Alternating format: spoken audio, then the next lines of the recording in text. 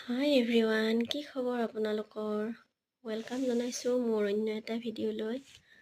আৰু মোৰ দীপাছ ক্ৰিয়েটিভিটি চেনেলটো যদি আপোনালোকে এই ভিডিঅ'টো নতুনকৈ চাই আছে, চেনেলটো ছাবস্ক্ৰাইব কৰিব। প্লিজ ভাল লাগিলে লাইক কৰিব, কমেণ্ট কৰিব আৰু আপোনালোকে বন্ধু বান্ধৱীৰ মাজত শ্বেয়াৰ কৰিব।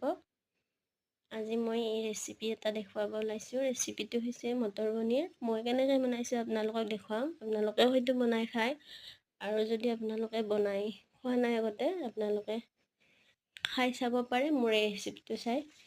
কেনেকুৱা হয় আপোনালোকে মোক জনাব, আৰু মোৰ ভিডিঅ'টো চাই কেনে পাই কমেণ্ট কৰিব। মই বিলাহীখিনি কাটি লৈ মটৰখিনিও ধুই ল'লোঁ। মটৰখিনি অলপ গজালি ওলাইছে।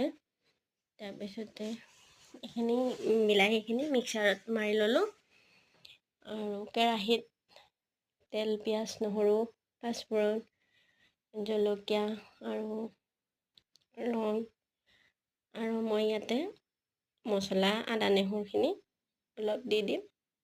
তেলখিনি গৰম হোৱাৰ পিছত এইখিনি এনেকৈ ভাজি ল'লোঁ অলপ ৰঙা হোৱালৈ।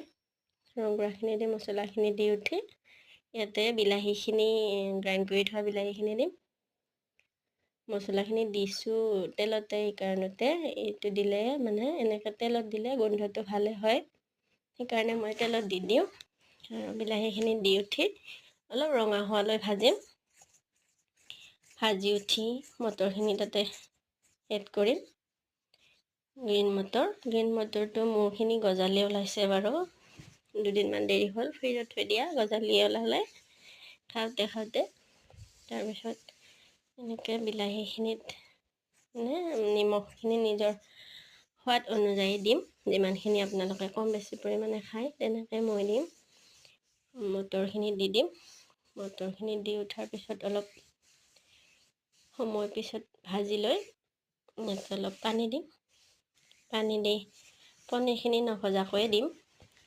পনীৰখিনি ঘৰতে বনোৱা আছিলে। মই আমাৰ ঘৰৰ গৰু গাখীৰেদি নিজে বনাইছোঁ পনীৰখিনি। পনীৰখিনি ঘৰত বনোৱা কাৰণে মই আৰু ভাজি চাজি লোৱা নাই। ভাজি ল'লেও বাৰু হয়, অলপ আপোনালোকে ইচ্ছা কৰিলে ভাজি ল'ব পাৰে। মই নভজাকৈয়ে দিলোঁ। আৰু মই এই মটৰ পনীৰটো বনাই থাকোঁতে এনেকৈ ৰুটিও বনালোঁ। মই ৰুটিৰ লগত খাম আজি মটৰ পনীৰ। এনেকৈ তাৰপিছত তাতে বেলেগ একো নাই, উতলিব দিছোঁ। উতলিব দি ইয়াৰ ৰুটি বনাই আছোঁ। ৰুটিখিনি হোৱাৰ পিছত সেইখিনিও অলপ উতলা হোৱাৰ পিছত জিৰা চিৰা অলপ দিম, ধনিয়া দিম। এনেকৈ আজি হৈ যাব মটৰ পনীৰ। ভিডিঅ'টো শেষলৈকে চোৱাৰ বাবে আপোনালোকক বহুত বহুত ধন্যবাদ।